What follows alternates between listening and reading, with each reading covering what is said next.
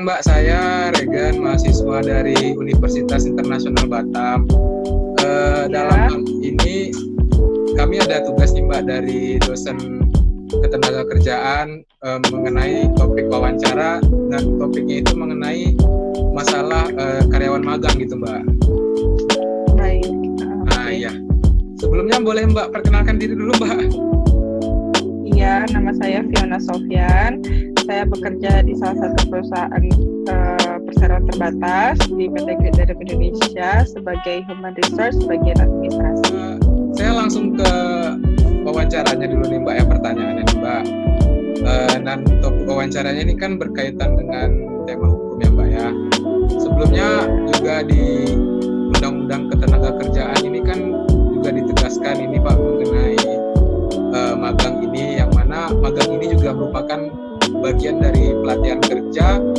Nah, untuk mendapatkan tenaga kerja yang terampil gitu Mbak. Iya. Nah, tetapi seperti yang kita ketahui, di bidang akademis kan juga ada ketentuan magang nih Mbak bagi mahasiswa semester akhir nih Mbak ya. Nah, apakah Mbak bisa menjelaskan itu Mbak perbedaan antara magang untuk tenaga kerja tersebut dengan magang dalam rangka pemenuhan ketentuan akademis gitu Mbak? Perbedaannya? Iya. Ya, kalau perbedaannya jelas sekali ya. Berarti kalau yang pemagangan karena memang untuk mengambil ilmunya itu bagus ya, memang tujuannya seperti itu. Tapi kalau untuk tuntutan akademis menurut saya itu janganlah berpatok pada kayak gitu, karena yang mau dicarikan ilmu yang bagus dua-duanya. Harus ada saling untuk mendapat ilmu untuk itu kan sebenarnya tuntutan akademis kan sebagai bukti sertifikatnya kan. Iya. Jadi menurut saya alangkah baiknya jangan hanya untuk tuntutan akademis, harus mempunyai rasa ingin tahu, jadi bisa praktik kerja di dunia tentu benar-benar tahu. Oh iya, betul sih Mbak. Apalagi sekarang kan tuntutan dunia kerja itu sangat tinggi ya Pak ya, menuntut untuk tenaga kerja. Ya, benar-benar selektif, benar selektif. Jadi kalau tidak dimanfaatkan pada saat magang untuk mengenal, saya rasa hanya untuk tuntutan akademis itu tidak baik lah. Tetapi ini Mbak, seperti yang saya baca juga nih kan Mbak di artikel-artikel yang beredar di berita gitu Mbak. Di dalam Undang-Undang Tenaga Kerja kan juga mengatur mengenai syarat-syarat gitu, hak-hak bagi peserta magang itu Mbak, diantaranya memperoleh uang saku, juga memperoleh jaminan sosial tenaga kerja gitu Mbak. Nah, jadi apakah peserta yang mengikuti magang dalam rangka pemenuhan tuntutan akademis ini juga mempunyai hak yang sama gitu Mbak, seperti peserta magang dalam rangka pelatihan tenaga kerja? Menurut saya sama. Kalau undang-undang sudah mengatur, harusnya sudah diberikan itu semua ya. Untuk di perusahaan saya bekerja saja di PT Great Dynamic itu memang ada yang magang, tapi masih sekolah menengah kejuruan, kami belum pernah sih menerima yang mahasiswa. Itu pun sudah kami kasih uang saku. Tapi untuk yang sosteknya kami belum bisa kasih karena mungkin umur belum cukup juga ya. Oh iya, betul sih Mbak. Dan juga SMK kan ada ketentuan umurnya juga ya Mbak ya. Iya, benar gitu. Tapi kalau udah karyawan asli, pas karyawan cukup umur, pasti didaftarkan. Gitu Mbak. Juga maaf, ingin mengorek informasi lagi nih Mbak mengenai tenaga kerja magang juga nih. Sebelumnya kan dalam pemagangan ini kan tentunya pihak perusahaan juga telah menetapkan kompetensi gitu Mbak ya terhadap karyawan-karyawannya, sehingga diharapkan nanti karyawannya ini dapat lebih meningkat lah ke skill dan keahliannya dalam bekerja. Tetapi apabila ada karyawan yang tidak memenuhi ketentuan dan syarat tersebut, langkah apa Mbak yang diambil perusahaan Mbak gitu Mbak? Untuk karyawan sendiri ya? Iya. Dia nggak ikut pelatihan atau kita tidak mengadakan gitu ya? Enggak, maksudnya gini Mbak. Kan pihak perusahaan tentunya telah menetapkan standarnya gitu Mbak dalam pemagangan atau proses magang ini kan Mbak. Nah, apabila ada karyawan yang tidak memenuhi standar gitu Mbak, langkah apa yang diambil oleh pihak perusahaan? Mungkin kita menegurnya dahulu. Karyawan magang kan, bukan karyawan yang itu kan? Iya, karyawan magang. Iya, menurut saya kita tegur dahulu, harus mengikuti pekerjaan memang itu sangat berguna kan. Nanti kalau kedua kali teguran mungkin 1-2 kali, ketiga kali tidak digubris atau tidak dijalankan, menurut saya akan kita coba hubungin pihak kampus atau pihak sekolah kalau masih sekolah SMK, kita bicarakan lagi. Dan mungkin sanksinya nanti akan mungkin ditarik dari kampusnya atau ditarik dari sekolah.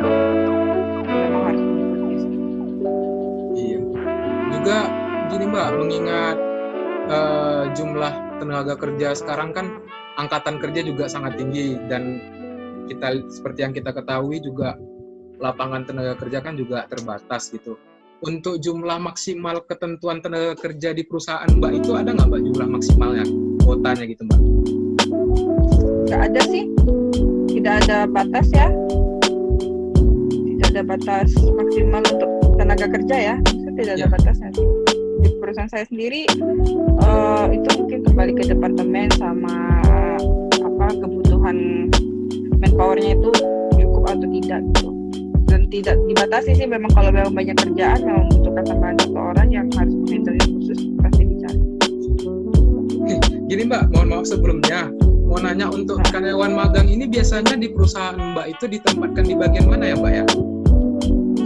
Untuk magang untuk sekolah menengah kejuruan ya, ternyata kita ada terima di bagian maintenance juga ada, karena dia dari permesinan, sekolah SMK-nya jurusannya, terus ada juga yang bagian accounting bisa kita taruh di accounting atau di bagian purchasing. Jadi memang ada bagiannya, memang tergantung dari kita perusahaan dan departemen apa. Oh iya, betul juga sih Mbak. Kalau untuk ini Mbak, saran-saran bagi kami ini kan sebagai mahasiswa gitu Pak juga, dan tujuan kedepannya kan kami juga untuk bekerja, saran yang dapat Mbak berikan kepada kami gitu Mbak kedepannya bagaimana Mbak ya? Ya pokoknya ikut, misalkan nanti jadi kalian magang ya, nanti tempat magang itu kalian harus mengikuti apa kata pembimbing, diarahkan dengan diambil serat ilmu yang mereka ajarin, karena mereka pasti udah berpengalaman sendiri ya di lingkungan kerja, mungkin ada yang beberapa kali pindah tempat kerja dan harus bisa baca karakter gitu kan. Jadi memang harus rasa ingin tahu ada, jadi nanti di tempat magang benar-benar harus serap ilmunya. Oh iya sih. Nanti di dunia nyata kerja pasti nggak terlalu canggung, mengerti lingkungan kerja tuh kayak gimana. Ya, tapi yang saya dengar juga mungkin lingkungan dunia kerja dengan lingkungan dunia akademis itu jauh berbeda ya Mbak ya? Benar, mungkin lebih ke, karena kan macam-macam orang ya, karakter itu berbeda-beda, dimana kita bisa adaptasi atau tidak.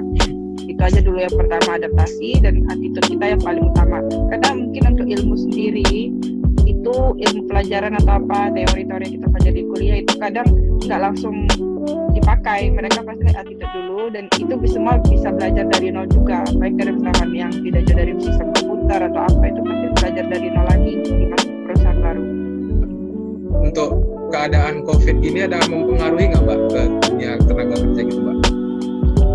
Iya, untuk dunia kerja tempat saya sendiri itu tidak terlalu tidak terlalu berimbas sih, karena kita perusahaan tidak ada yang work from home, kita pasti datang ke office. Mungkin lebih perubahannya mereka lebih kita arahin tadi untuk jaga kebersihan, cuci tangan, pakai masker gitu.